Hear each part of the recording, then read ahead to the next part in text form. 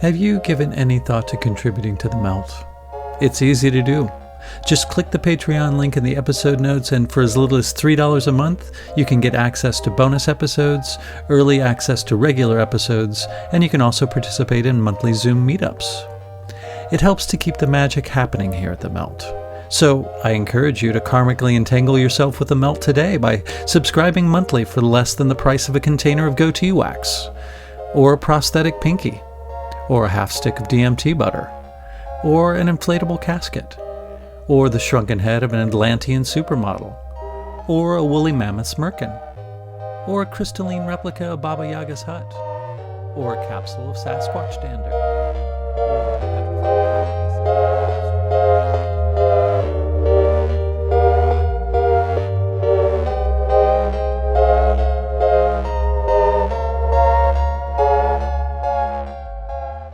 This is Hunter Muse. And this is Chris Snipes, and you are listening to The Melt.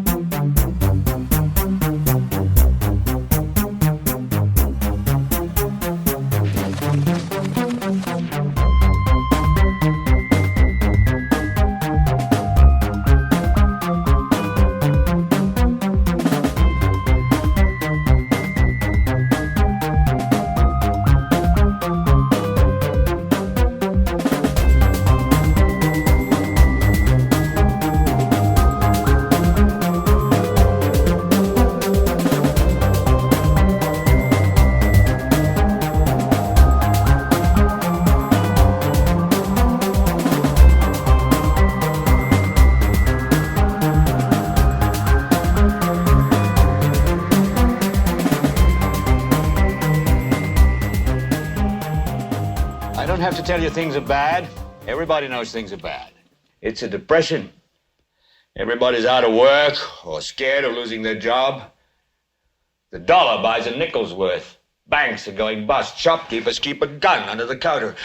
Punks are running wild in the street, and there's nobody anywhere who seems to know what to do, and there's no end to it. We know the air is unfit to breathe, and our food is unfit to eat. We sit watching our TVs while some local newscaster tells us that today we had 15 homicides and 63 violent crimes, as if that's the way it's supposed to be. We know things are bad, worse than bad. They're crazy. It's like everything everywhere is going crazy, so we don't go out anymore. We sit in the house, and slowly the world we're living in is getting smaller, and all we say is, please, at least leave us alone in our living rooms. Let me have my toaster and my TV and my steel-belted radios, and I won't say anything. Just leave us alone. Well, I'm not going to leave you alone. I want you to get mad. I don't want you to protest. I don't want you to riot. I don't want you to write to your congressman because I wouldn't know what to tell you to write. I don't know what to do about the depression and the inflation and the Russians and the crime in the street. All I know is that first, you've got to get mad. You've got to say, I'm a human being. God damn it. My life has value.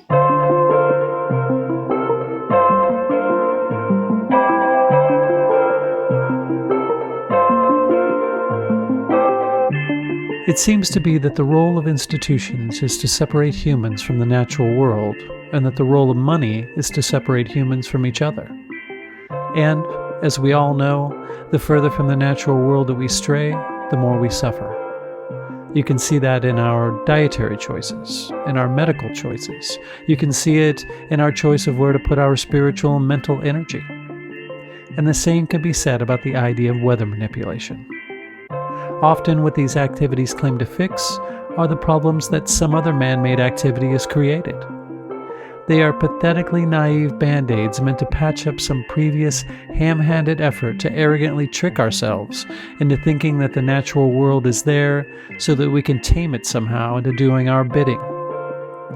And this is just one way to look at chemtrails. They are telling us that they are manipulating the weather in order to deal with climate change, and that they are spreading aluminum in the atmosphere in order to deal with global warming. From another angle, it looks like something much darker when you consider that our government has been non-consensually exposing us to toxic chemicals since at least the 1930s, all thoroughly documented for anyone to research. Today's guest, Matt Landman, has made an excellent documentary on the subject called Frankenskies, and has started his own line of clothing to help protect people from EMFs. Hunter starts off the conversation by asking Matt about the whereabouts of well-known chemtrail activist Patrick Roddie. You know, I'm me, Matt Landman. I try to be as I'm not try to be. I'm as authentic. I'm an open book. So I am a numbers guy, and I'm as authentic as I can possibly be. And Patrick was my best friend. Like, we were really close. He even lived he lived with one of my really good friends that I was friends with forever, and like we spent a lot of time together. We spent a couple weeks in Vancouver together filming Frankenskies, and then we were on Ground Zero Radio together in person, and then he came and spoke at the first chemtrail summit that I hosted in Vancouver, Canada, and then he came and spoke at the second chemtrail summit that I hosted in Portland, Oregon, and then he came and spoke at the third chemtrail summit that I hosted in Tucson, Arizona, and we spoke together in Ashland, Oregon, and I'm sure I'm missing some other stuff, another Oregon presentation and what have you. We were really good buddies. We ended up interacting so many times, and I don't know what the heck happened. For the listeners, Patrick Roddie was someone who I looked up to. He's a chemtrail activist. There's not many of those out there. And he made this website, stopsprayingus.com. And on there, the most impactful thing was the database of, in my opinion, was the database of rainwater analyses. So people had sent in rainwater samples from everywhere. There's like this McCandless lab that you can send it to, and it's pretty specific. You have to test it for certain things, you know, like you pay per thing you're getting it tested for. So you send in the rainwater and you're like, I want to get it tested for, you know, cadmium, lead, aluminum, barium, strontium, you know, mercury, lithium, you know, all these things. Like, you're curious. You're trying to take science in your own hands because it's been, you know, so, I mean, what is the word science? As a whole show in and of itself. So Patrick was an activist.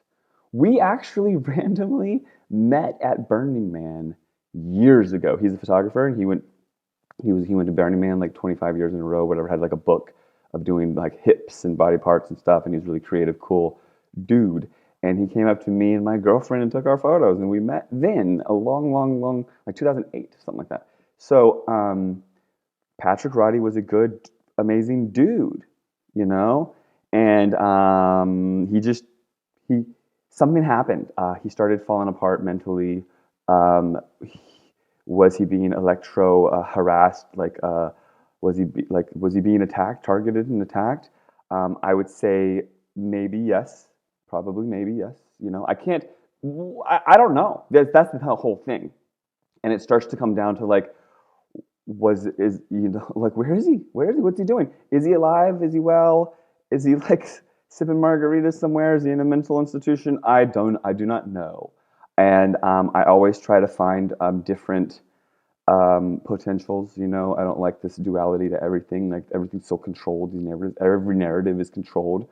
And what happened to Patrick Roddie is a big question. I don't know. And his website's gone, which is sad. His research is gone, and nobody knows where he is. And I'm a good person to ask, actually, because I would probably know. Last I heard, he was living with some random family somewhere. But he, you know, to have that conversation, we could talk about Michael J. Murphy, rest in peace. He made the movie What in the World Are They Spraying? And then the movie Why in the World Are They Spraying? These are chemtrail documentaries before I made the movie Frankenskies. And he was really leading the way for a while. And then he went Looney Tunes.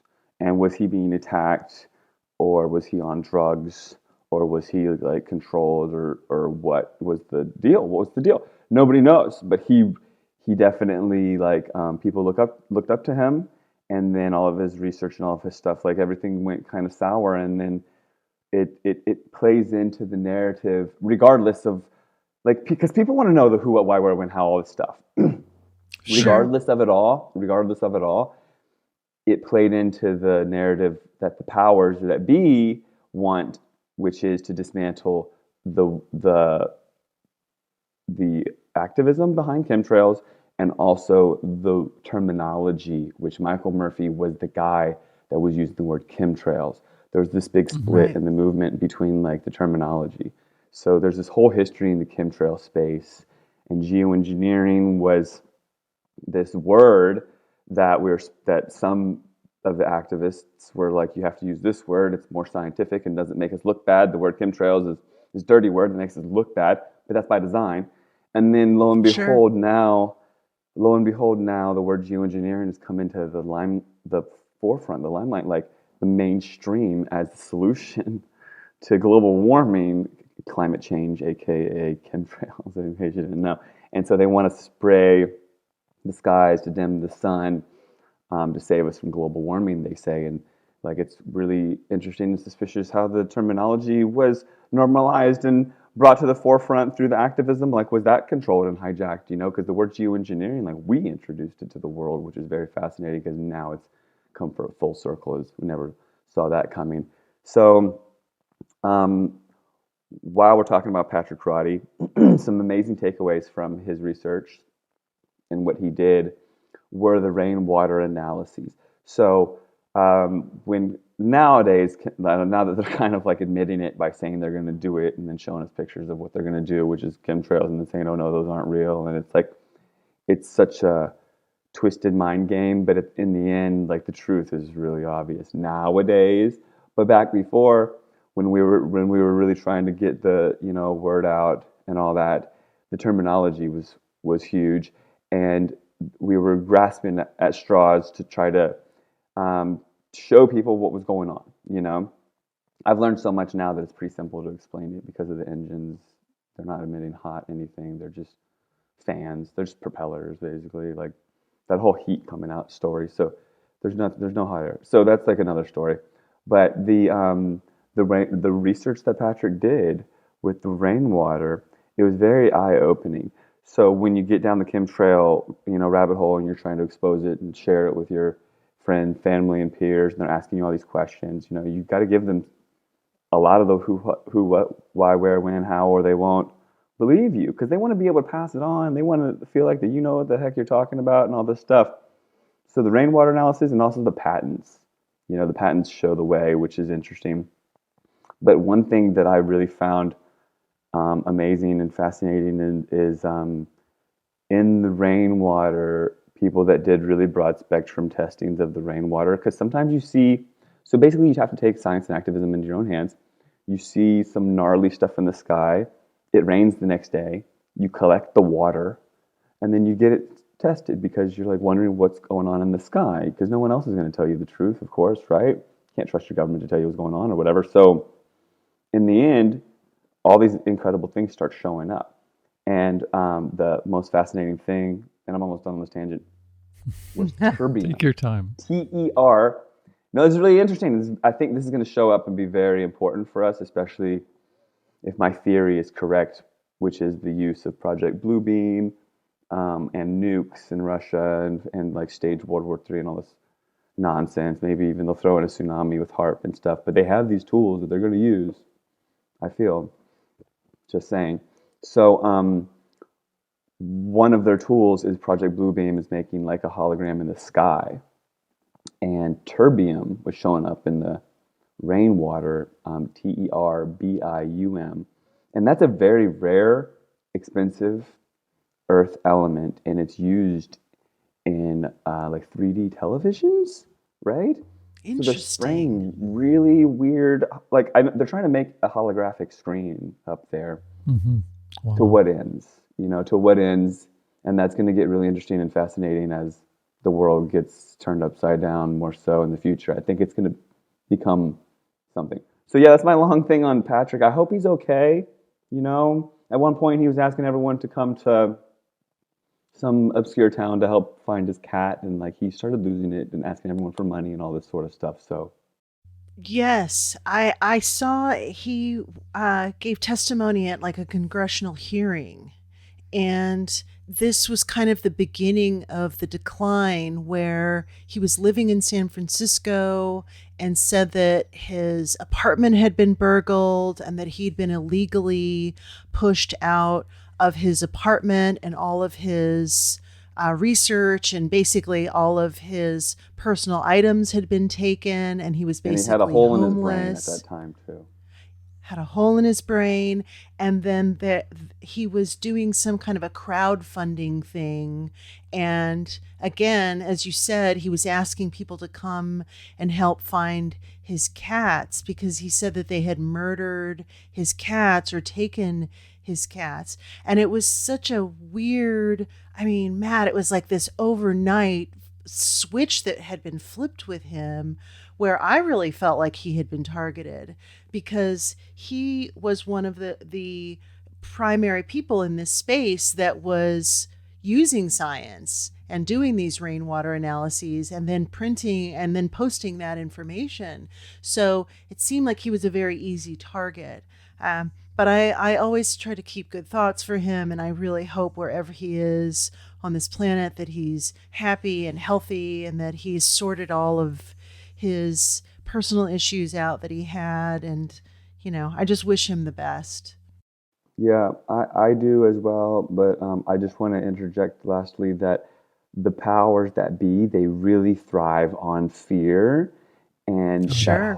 that whole aspect of like, if you're an activist, then you're doomed to be targeted and they're gonna kill your cats and stuff. I Right. I don't really even subscribe to that. And it's a really big red flag for me in the end because like the chemtrail space is riddled with questionable agendas and all this money and all this stuff. Just to go over it for a second, there's like NASA has a chemtrail program called CARE. It's an acronym, Charged Aerosol Release Experiment. NASA has a whole fleet of chemtrail drones and barium release rocket patents going back to the 1970s, and NASA's totally in on it. They have a budget of over $50 million a day, NASA. That's Oh my one God. ongoing Amazing. chemtrail program. The Department of Energy has the Tropospheric Aerosol Program. It's like publicly launched, hidden in plain sight, and right before 9/11 in 2001. The Tropospheric Aerosol Program from the Department of Energy has a whole budget, whole fleet of planes and all this stuff spraying the skies and all this nonsense. There's climate engineering programs, SAI, Stratospheric Aerosol Injections Program, SRM, Solar Radiation Management Program. There's governance initiatives, Solar Radiation Management Governance Initiatives, .org, .com, all sorts of different ongoing programs with big budgets to spray the skies, okay? They also control the heck out of the narrative and the perception of the minds of the people. It's so incredibly valuable for them if an activist goes Looney Tunes and then people are like, there's so many things. They're like, oh man, are chemtrails even real? And then their friends who are on the fence are like, oh yeah, your role model is actually gone crazy and he's MIA and his website's down. Like, you know, that doesn't bode well for the convincing of the friends that chemtrails are real. Yes, It does so exactly. much. It does so much. And I've encountered a lot. I mean, when I lived in Sedona, yeah, I mean, there's a lot that goes down in the world of being a human being. And if you get on a certain, you know, wavelength or spectrum, vibration frequency of like paranoia or whatever it may be, you're susceptible to like stuff, you know, call it like angels and demons, call it like the government's weapons, you know, whatever it may be. Like you can resonate to a high vibration or you cannot, you know, and I think anyone is susceptible to anything. But you know, I don't know. Yeah, that's all I really have to say. I think that as long as we own our vibration, that none of us are going to be susceptible to, you know, the potential weapons of that are like those weapons that they use to like even target people, because they do target people. You know, I'm not going to say that they don't. You know what I mean? And I'm not going to say that they wouldn't target Michael Murphy and that they wouldn't target myself or Patrick Roddie or whatever. But I also think that if you own your frequency and you don't let that into your space kind of thing, and even when they try Sure. to do it, you just, you know, we're very powerful and we have to like Yeah. kind of consent. They're getting our consent through all of these things. Why do you think they pull out all the stops with all this Hollywood and all this stuff to get our consent? It's because Exactly. it's part of it, you know. Yeah. Do you feel like you've been targeted at all? Has anything put up red flags for you? I mean, I've done such stuff, you guys. Like, I lived in, I moved down to Arizona to have that third conference on chemtrails, geoengineering. But the whole thing in Tucson was to expose this Bill Gates dimming the sun thing that was going down in 2018, right? And we stopped him. It was huge. I had this conference. I went on coast to coast. All these people came from all over the place, and we packed the house. And the whole city learned that there was an experiment with Bill Gates to dim the sun with aluminum that's going to happen over their city. They didn't necessarily know the chemtrails were real, but they did not consent to that experiment.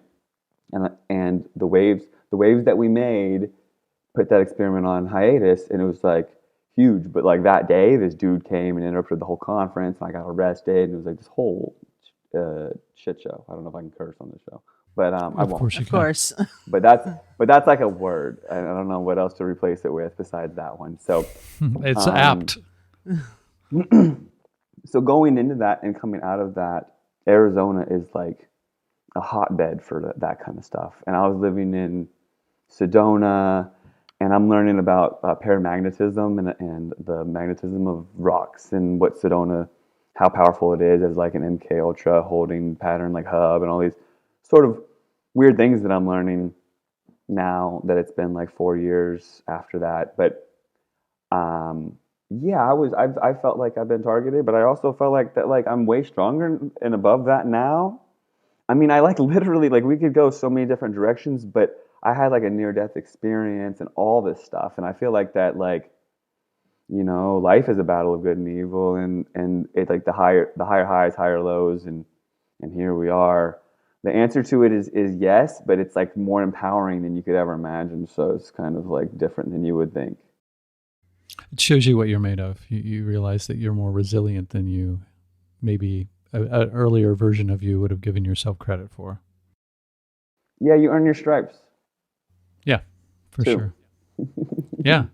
And I think that is a big, I've said it before on this show many times, a big hoodwink is to sort of disempower us, to take away the power that they don't want us to know that we have. And I think we're extremely powerful. We play a huge role in what goes on or what we allow to go on in this realm.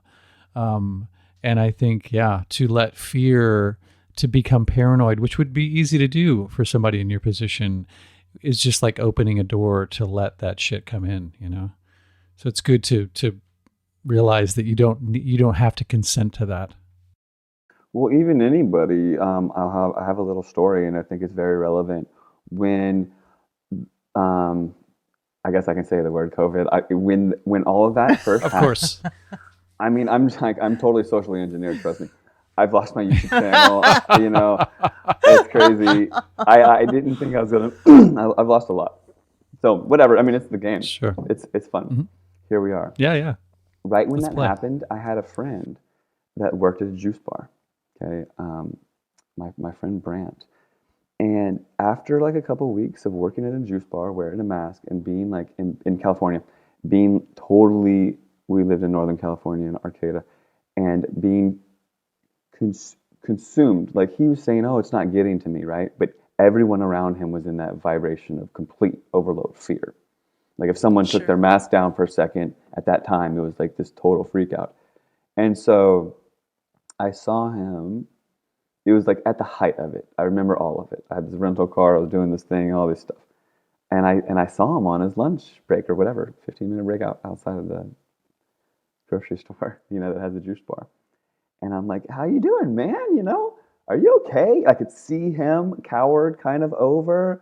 He was hunched over with this frequency of fear. He was just in it kind of thing. I don't know how to describe it. And I grabbed him and I gave him a hug, and I was like, dude, this is all nonsense. It's all BS, right? It is, right? It's they're rebranding the common cold or the flu or whatever it is. It's nonsense. You don't have to get worried about it. This, right? Because we'd already talked about it. He's like, yeah, you're right, but it's just so hard at work. And I'm gave him this big hug.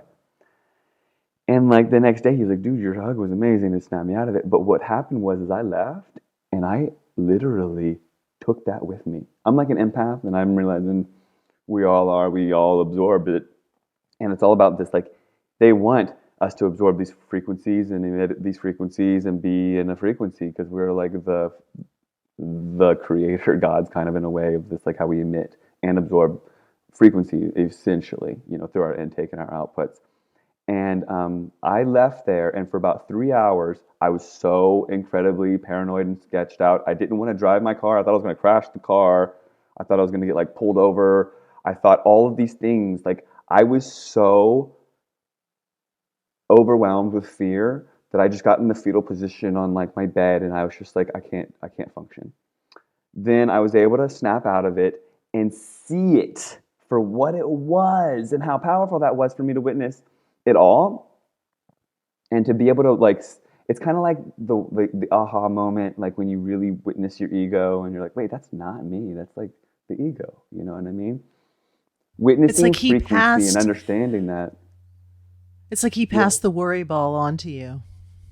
Yeah, it's very real. And we can live in that frequency, that vibration of fear and victimhood, and you see it right now. I mean, people are still like, they've given up, the mask mandate is over here, and people are still wearing it. Not everyone, of course, Same here. But it's like you analyze that, they want, it's victimhood, and they want to live that, the fear frequency. No one's unbrainwashing them or snapping them out of it or anything like that. So it's something else. So coming up in June of this year, 2022, in Sweden, in Kiruna, Kiruna, Sweden, Bill Gates is now going to do that experiment and to dim the sun again. They never were able to do the experiment in the U.S. because of the flack they received, I believe. You know what I mean? And so here we are, and I hope that it can be protested. Maybe I'll be able to go to Sweden and film it. I don't think so. I think they want to see my medical records to be able to go there, and I don't have those for them. And what I would love is if the world, the consciousness could rise to the occasion. People don't even know what they're asking for when they say they want action, green action on global warming and climate change and all that, the protests and what have you. They're kind of like already doomed if they think that man-made anthropogenic climate change is authentic when they don't know about the elephant in the room, which is chemtrails and HAARP and all the advances in technology on that and where we are with all that, what have you. But Bill Gates is going to officially spray aluminum with his little minion out of Harvard University, David Keith, and they're going to do it in Sweden this year. And if it works, quote unquote works, because they claim that they've never done it before, they're going to spray with these balloons. If it works, the spraying of aerosolized aluminum in front of the sun to dim the sun in Kiruna, Sweden, in a time and place where the sun never goes down. It doesn't go down in June in Kiruna. So they're going to dim the sun, and if it works, they're going to try to deploy it everywhere, because they have all these reasonings why they have to do it everywhere all at once, or it won't work and won't be fair, right, and it'll create drought one place. So they want to totally dim the sun publicly after this June coming up. So welcome to that. And then someone else just sent me like a New World Order clip of our president saying some nonsense. Did you see this? Yeah, it just came out today. It just came out, and he's just like, he literally, you can tell he was told to say that by his higher up. He's like, oh, you got to say this now. He's like, okay, here we go, guys. We're gonna, I think we are gonna see some stuff, you guys, because they have these tools and they've been sharpening these tools, but now it's time to really show them off, I feel like. And I think that the war is a sham. I think all of it's a big joke. And in the end, I do believe they're going to try to and I'd love to answer more questions, but I want to say something. People that are asking me, why would they do that to themselves? Or how could this even, and they ask these questions that I've heard a million times over. Sure. Mm-hmm. Sure. People like my mom or whoever, people in the world with a good heart and normal people, even me and you and whatnot, we're more jaded though, I'm sure, because you've, had guests and learned and gone down the rabbit holes and all that sort of stuff. But we still have good souls. We have still good. We're still good people to get us to this point, probably. So here, right, we understand it, but most people don't get that there's evil on earth or that there's bad, you know? And to even grasp that is something. But to take it a next step further, they have like boardroom meetings, and they literally are in these think tanks creating and plotting our demise, you know? And they think out, they extrapolate out decades. You know, they're like, okay, we'll fake the moon landing, then they're gonna trust us with this, and then we're gonna give them MTV, and then we're gonna do this, and then we're gonna do this. You know, it's just like to just meditate on that and put yourself in that boardroom and in that group think tank meeting room that they have called the Bohemian Grove, whatever it is. So go there. You have to go there, and then realize that they want to establish a digital currency, cashless society, new world order, everyone's united under a world government, like Agenda 2030, 2050, or whatever. Like, how are they going to get from A to Z? They have to create like turmoil, order out of chaos. Exactly. Like, Yep. it's just going to, I feel like that it's so important to shine the truth right now, because to question what is next is going to be so important.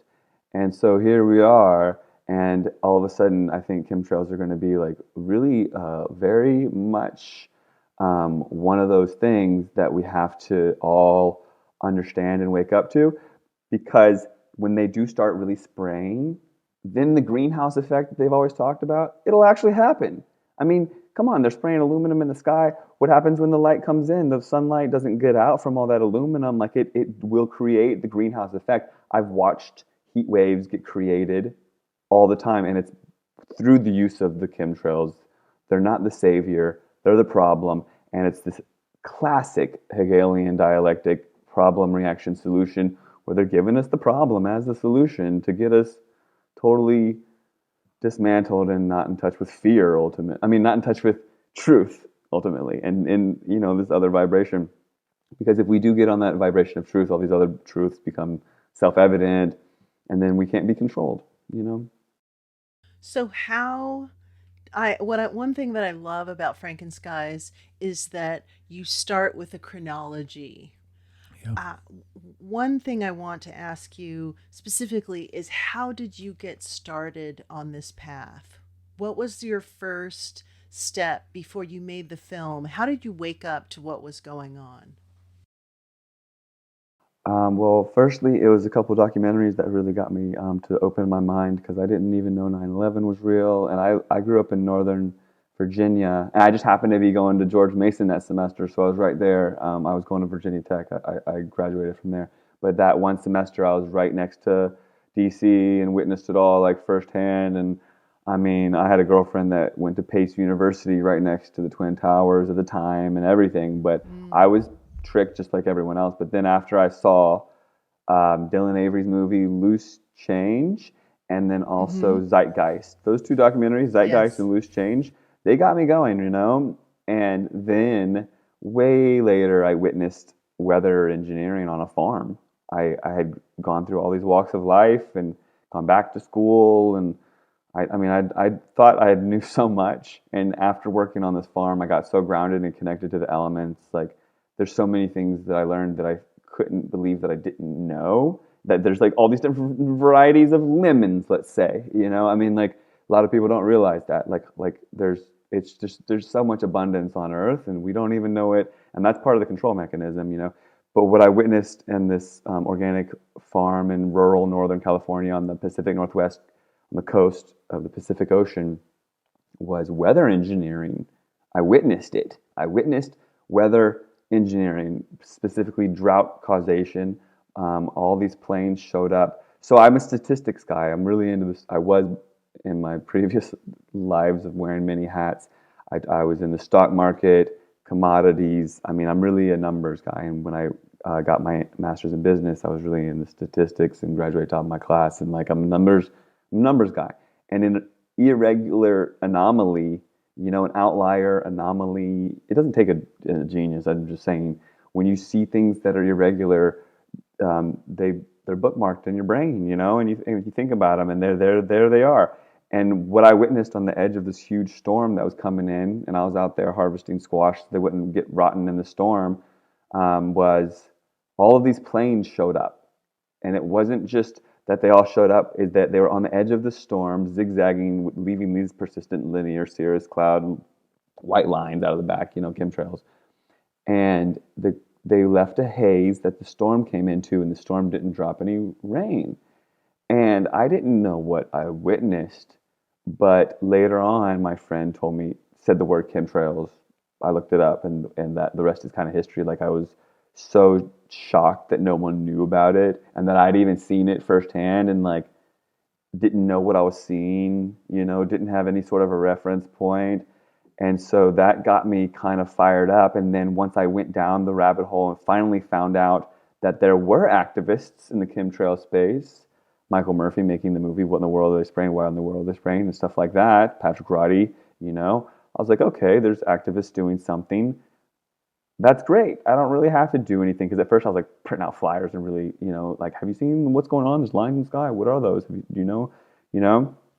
And so I kind of tabled it for a little while, and I didn't really get that excited.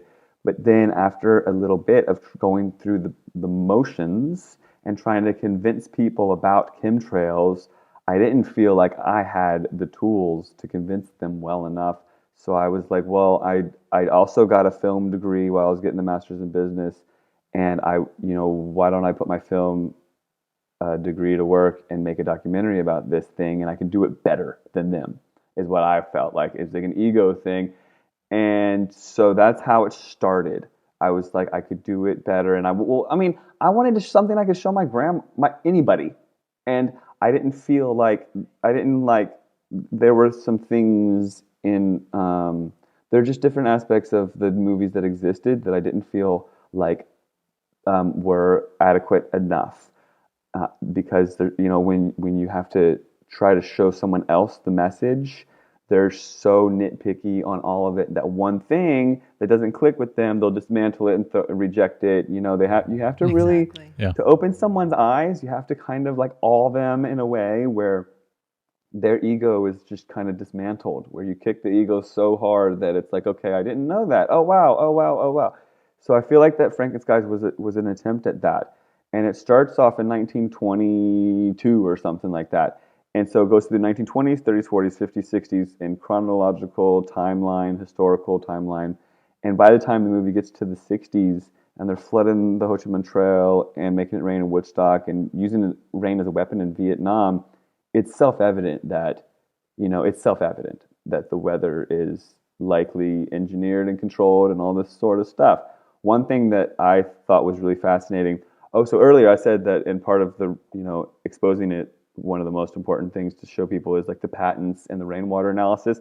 Also, what's unreal are the news clips, like the microfiche, like the headlines from like the 60s and 70s. So in the 60s and 70s, it was like everyone knew about cloud seeding, and like that science was more so in the common consciousness. And to grasp this is really unreal. This one newspaper article that I have a screenshot of, it says that the farmers, so right now it's not okay to go and seed the clouds and to get involved in like taking rainwater and all that sort of stuff. Like you're not allowed to do that anymore because it's like managed or whatever, and people don't even know that you can do that. Like they'll cry about drought as the clouds go over, and they'll cry that whatever, they don't, that science has been kind of silenced. But before, when it wasn't silenced and it was more commonplace, common knowledge, farmers would seed the clouds as they came by with their own quote unquote seeds. So the science behind seeding clouds is you're putting like dust up there that the water will attract to, and then as the water attracts to those little dust particles, they get heavy and fall down, and you've now seeded a cloud and it rains because of that, if that makes sense. Certain little dusts are more hydroscopic or hydrophobic. You want hydroscopic, and what the U.S. military, Air Force was using like crazy in the movie Frankenskies is dry ice to engineer and modify the weather. And for everyone that doesn't know, dry ice is frozen carbon dioxide. So come on, they're talking, oh, carbon dioxide, they're blaming our SUVs. And they say that it's to blame for the greenhouse gases, global warming, all this nonsense. The number one greenhouse gas. So this is something, and we just have a pause for a second. The number one greenhouse gas is water vapor. Okay, so it's not carbon dioxide or methane.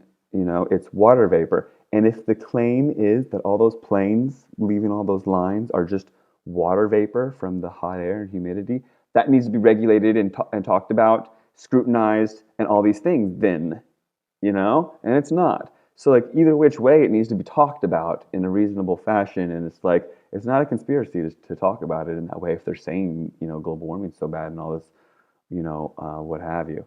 So, okay, so where was I? So there's so the farmers, they in this article that I read, I have a screenshot of, the farmers in the Midwest would seed the rain with fertilizer, with their nutrients, with like potassium. So literally like organic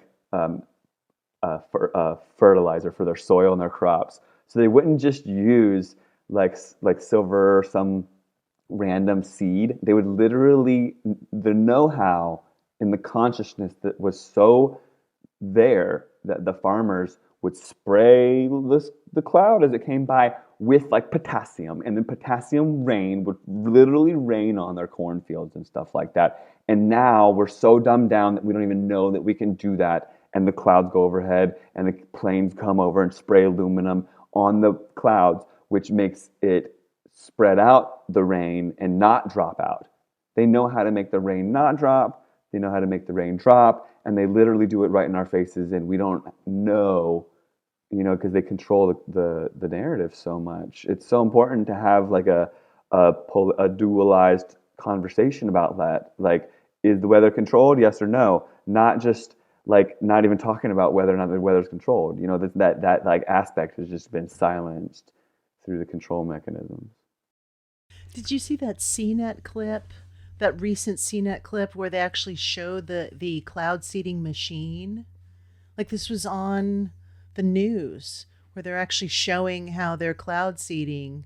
Well, it's being normalized through United Arab Emirates. They're in Dubai. They're like seeding it, and it's coming out. And in Russia, they've been like, there's articles and stuff like that. It's being normalized. And like the Chinese Olympics, they cleared out different like smog and whatnot. They engineered it there, and everyone knows that they did.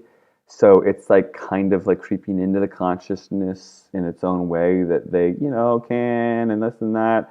But they aren't going to go and say that they've been doing crazy stuff all this time. And not to mention they experiment like crazy on people and spray lithium. It's not all weather engineering, you know what I mean? It's all sorts of crazy stuff. And then the whole talk of like, oh, crazy hurricane. They know how to make the hurricane.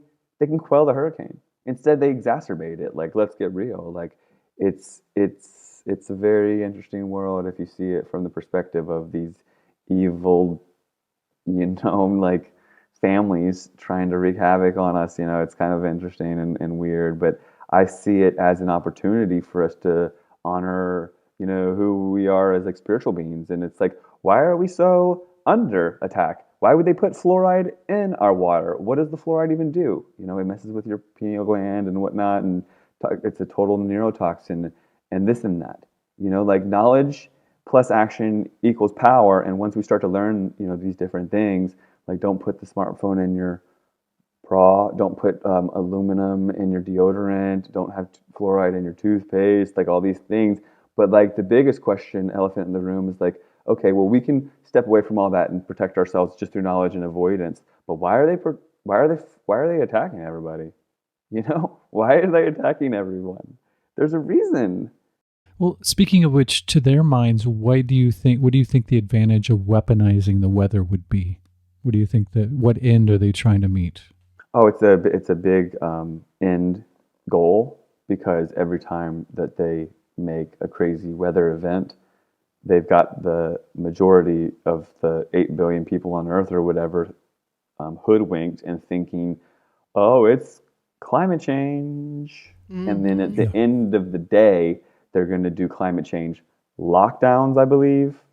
Okay, they're going to do climate change mediation like SRM, chemtrail solar radiation management, which is managing how much sunlight we get through spraying the atmosphere with aerosolized injections of aluminum, barium, strontium, mixes of metallics to save us from ourselves because of our SUVs, and we exhale carbon dioxide, by the way. So, like, how dare us? you know but yeah, it's like this long game. It's like, why did they do that crazy fires in California? That's so crazy and evil if they're behind that. Because they last year, maybe 2 years ago, California had this record crazy lightning storm. It was engineered, it was engineered lightning storm. They had like 10,000 lightning strikes in one day, all these fires and all this. It's all under this guise. These headlines are global, and the global headlines, every time they flood New Zealand, every time they make a hurricane that they experiment and make even bigger, and Katrina, whatever, all this stuff, it fits into their narrative. Well, and then also there's all these games they play, like they'll tornado the Midwest and then they'll go gobble up. It's a slow war, but covert. So, like, there's a war going on. There's not bombs dropped. I had a friend that lived in Syria, in Aleppo, and he nearly put me in tears. He said, and he's like giving his little brother tips and pointers, and he's like, we have to walk on this side of the street because that's the direction the bombs come from. The missiles come from there, and they'll hit that side of the street. So we walk on this side of the street, and the bombs come, and they barely miss them. And it's like, wow, that's like you actually reacting to a war zone. We don't know that we're in a war zone. Most people, the most people, they won't even admit it. They maybe still even put their kids in public school and all this nonsense. I mean, some places it's better than others. I'm sorry, I'm not trying to judge, but like, there's a war going on. It's a consciousness war, and to what degree do you want to like own it? At least avoid toxins to a certain degree, and honor your body, so it can resonate to a high enough vibration so that you can see truth and all that sort of stuff. But yeah, I think for sure all the different crazy weather events are just to hit those headlines, because the end game is going to be telling the public that they've got some sort of crazy solution, which is like geoengineering also. I mean, I guess I kind of said that. Yeah, it's diabolical, and they're also sharpening their tools, all that jazz. One thing that I have discovered in my research, Matt, is when I started to look into MK Ultra, one of the projects that again was highly publicized at the time was these mosquito bombs that they would drop over certain areas of the country. And then they would track how many people went to the hospital based on how many mosquitoes that they had dropped and how many people had adverse reactions. Bill Gates has actually talked about doing this in different parts of the country as well. So it's interesting that the weather and using insects as weapons. We know that they did it in wars as well, giving people typhoid. And, I think that part of it is a grand experiment. Like, it's like having an ant farm. Like, how much shit can people take before they go crazy or die? So Operation Big Itch, that one's public, and you can find that on Wikipedia, hidden right there, hidden in plain sight. Operation Big Itch, the Air Force sprayed fleas on the Alabama, I believe it is. Don't necessarily quote me on that, but I believe Operation Big Itch, they sprayed fleas on Alabama. And that's like aerosolized fleas, people. I have a friend who witnessed ticks raining from the sky, and he collected a bunch of them and showed me in the blanket, and he studies limes and all this sort of stuff, and the lime story connected to the ticks and all that, and that's a whole crazy story in and of itself. And then also you've got Morgellons, which is just this unreal story, and we're still trying to understand what that is. The mainstream narrative was telling us that, or diagnosing the people with quote unquote Morgellons as a psychosis for decades. But now all of a sudden they've flipped the script and they're saying it's related to Lyme's disease. Clifford Carnicom, other researchers connected to chemtrails. I bet it's connected to all sorts of the different multi-tier attacks. I think it's like GMO foods connected to chemtrails, fluoride in the water. You get the jab, another update, and then you get the 5G, the 5G phone in your pocket, get the 5G phone, get the little implant in your thing, and then all these things work in conjunction with each other. And at the end of the day, you're going to be taking like a nanobot, pill, which is what these like electroceutical COVID pills are. They're nanotech. So yeah, but not to mention, while they're aerosolizing insects, they did also this in Frankenskies. The most poignant portion of the film is in the 1970s when the U.S. Air Force. So this reporter, a lot of reporters don't seem to be legit anymore, but back in the day, more reporters were doing real news. And this reporter did a deep investigation in St. Louis with all these Freedom of Information requests and uncovered some really heinous stuff out of our U.S. military. So radioactive zinc cadmium sulfide, so radioactive cadmium was being sprayed on the projects of St. Louis, primarily black children. And they aerosolized it through jets, and they outfitted these sprayers on top of buildings. And then they even outfitted these sprayers in station wagons and went through the neighborhood communities, like literally to the playgrounds, and sprayed them with radioactive cadmium, and then sat back and watched the admissions to the hospital and got the data. Like, okay, if that's our government, then we're at war. We've been at war for all this time. Like, did we even win World War II? Like, what is actually going on? Operation Paperclip and like the NASA and all these, and the CIA and MK Ultra, those programs come from like Nazi scientists. Why would we give these war criminals jobs? You know what I mean? Good jobs in our country. Probably because they won that war or something like that. Like something really fishy's going on.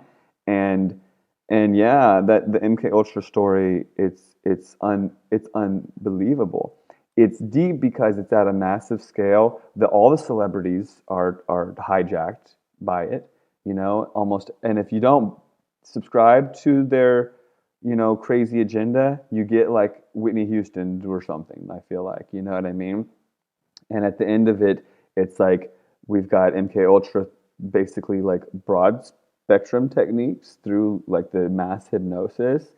And I think even like when you go into the grocery store, there's word magic. I mean, everywhere we go, it says in trance. And then there's a security guard handing you a blue mask, right? A surgical mask, like right at the in trance sign, Yes. And these people put these surgical masks on.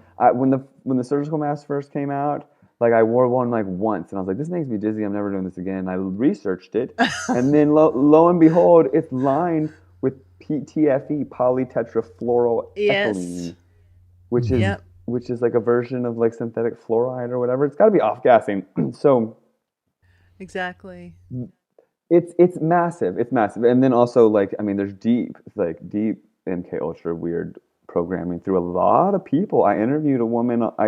I hosted a show a while ago, and I interviewed an MK Ultra woman who wrote a book.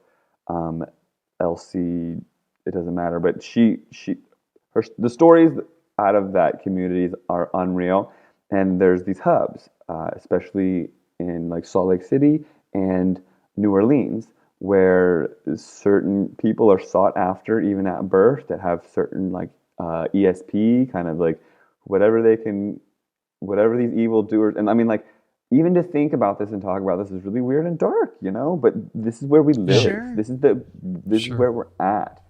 and there's Yeah. light and there's dark. I think that the earth plane is like this, where we're at, this realm is like a constant battle of good and evil, but we can only see so much, you know? And we're in this like physical form trying to figure out who we are, like little babies in it all. But there's a lot more than the unseen world that we don't realize. I've been amassing books ever since the first lockdown. I realized that they could just shut it all down. We're not even be able to get books. So I've been like, I really made a library out of my life recently, and a few authors I've been gobbling up. One of them is Rudolf Steiner. Some of his stuff is really weird and cryptic, Yeah. but he does talk about this like the children and this coming of the harmonic energy, and it is this like technology, and he's pretty spot on about a lot of it, and the shadow brotherhoods and what they're up to and what have you. So I encourage people to kind of get your hands on a little book and make a truth type library, because it's not getting any easier for the physical world, the physical books, the physical money. Everything's going to kind of be turned into this metaverse nonsense. It looks like it's something else what they're doing. The control that they're having, it's something really else. Really quick before I pass it to you, like there's this movie that I was recommended, 1970s, I believe, The Network, or no, it's called Network. Network. And Yes. really Yeah. something- Yeah. Yes. it was really inspiring for me, you know. Yeah, and I'm from like I was born in 1980, and I think it was made, you know, a little before when I was born, and like I'm like watching it now almost in tears. Like there's this one scene where live, he's inspiring everyone, has them go out to their window and yell at the same time, "I'm mad as hell and I'm not going to take it anymore." And everyone's like connecting through, like yelling through their windows, and it's just like what I would love to be able to do if we could do that, you know. It was something else. So that movie, though, I couldn't find it online. I couldn't find it. And I tried to watch it for free. I couldn't. Everything was pretty squashed on that nice, inspiring movie. And then I found it said, watch it on Amazon. So I go on Amazon, and it wasn't there. I swear it. And I go through Amazon Prime, Amazon, I found like where I could buy. Someone is selling the DVD. Wasn't there. Like every movie is available. It wasn't Yeah. there. You can get it. So- you can get it on Canopy. Oh, awesome. So I ended up going and looking around, and then like someone had a link to it, clicked on it, Amazon.com, network, there it was, boom. I watched it for like $3. They were shadow banning the freaking thing that they owned. Like they do it all the time. I've seen them do it with books, I've seen them do it with other things. They will literally own it, make sure no one else owns it, and then shadow ban it. Like how freaking evil is that? Like it's because they have an agenda. And that movie, they don't want everyone to watch. And so most people would have given up and not watched it, you know? Do you know So we have to that own these movie- things in physical form. Exactly. Absolutely. Yeah. Do you know that movie was marketed as a comedy when it came out? Good for it. Yeah, How get in- it to the people. How, I love that. How insane is that? I remember seeing it as a little girl. I'm a little bit older than you are. I saw it as a little girl in the theater. My mother took me to Cool. see that film. But Good. when I was in school, last semester or 2 semesters ago, it was assigned. It was on a list of movies that I could watch, and I was like, Network, this is a fantastic movie, and I haven't seen it since I was little, but it is so salient to what's going on, and just in terms of this Hollywood cabal and the control that the media has on people. And I just wanted to circle back to Whitney for 1 second. Whitney, Michael Jackson, Marilyn, all of these people were more valuable dead than they were alive.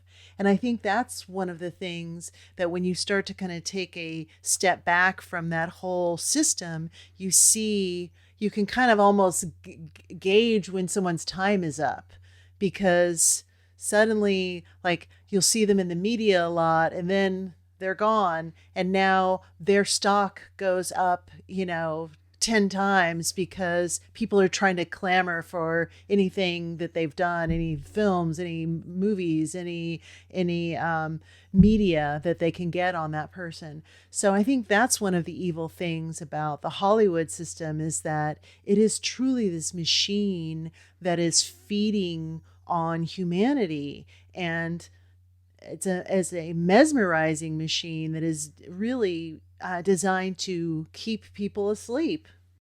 Yeah, it does a lot. And one thing that I've tried to wrap my head around is the evil powers that be, they want to completely hijack our humanity and our entire like trajectory as a species, which is not towards machinehood. You know, it's not towards transhumanism and all this nonsense that they want through their control mechanisms. It's through something else. I mean, we're supposed to advance spiritually or whatever, our progression. We don't even realize because we're kind of babies in the whole spiritual thing, I feel like. But what they are trying to do versus what's actually going to I mean, we're going to end up having to, it's going to happen no matter what, our spiritual progression, and maybe we'll just have to, I mean, what's going to happen out of it, I can't, it's going to be interesting to see how it all plays out, okay? And I definitely, I don't know, yeah, it's something else. I think that our role in it all is very pivotal and important, and all, like, we don't even realize how important, you know, we are, you know, as just like resonating with the vibration of truth. Like, we're holding it all together. So I think that, like, the evildoers, to get to the place that they want to go, which is a transhuman reality, they're thinking that they're going to be able to, like, completely hijack our timeline. So we have like a timeline that's our just true timeline, which is like an ascension kind of thing, and they think that they can hijack it and create like a new timeline through like falsehoods and CERN and all their nonsense that they're trying to pull out all the stops. And one thing that I think they do with that is, I think our true timeline that we like actually like have like parallel to us, I think like Kobe Bryant, for instance, is alive and well on that timeline.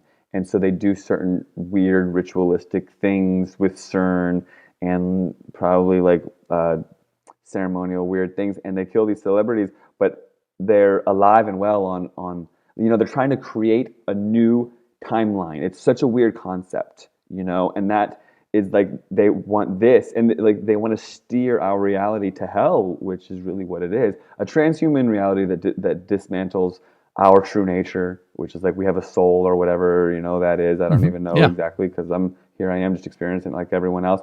Our true nature is not towards machine. You know, that's like a virus that's trying to take us over to win out in some weird way. And maybe in the end it's like really these evil spirits, you know, like the Bible, they were cast down, they don't have bodies, and they want bodies, so they're going to try to create this machine world where they can go and transfer consciousness, and then their consciousness can get in. It's not going to happen. But Hollywood really tries to play it out through predictive programming and like trying to dismantle our timeline through convincing us that, you know, all these things are real that aren't really on our true timeline, if that makes sense. And that seems as good a place as any to draw the first free hour to a close. In the second hour, we talk about electro-harassment, smart meter arson, engineered winds, Wilhelm Reich, Rudolf Steiner, and much more. And to access that, you can go to patreon.com/themeltpodcast, and for as little as $3 a month, you can access extended episodes, exclusive episodes, and early episodes. And also have access to monthly Melt meetups where Patreon members and Hunter and I get together and chat once a month. And that then turns into a Patreon-only episode. And they are fun and informative and very therapeutic, actually. It's good to get together with like-minded people and foster and cultivate your sanity. All right. Thank you so much for listening, everybody. And until next time, take care, people. If you've liked what you've heard and would like to contribute to The Melt, there are a few ways that you can do that. The most tangible would be financially. Just click the Patreon link in the episode notes, and there you will find ways that you can contribute for as little as $3 a month. This will give you access to bonus episodes, early access to regular episodes, and you can also participate in monthly Zoom meetups. Contributing financially will also help make The Melt better, pay the bills, and help to make this podcast a full-time endeavor that I can fully devote my time to and provide you with more content. Another way of contributing would be to go to wherever it is that you subscribe to The Melt and give it a favorable review or rating, and this will help it to reach more people.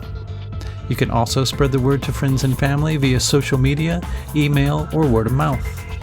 And lastly, if none of those options are readily available or appealing to you, simply send your positive thoughts and intentions. In an interconnected and quantumly entangled multiverse, these also go a long way. Thank you.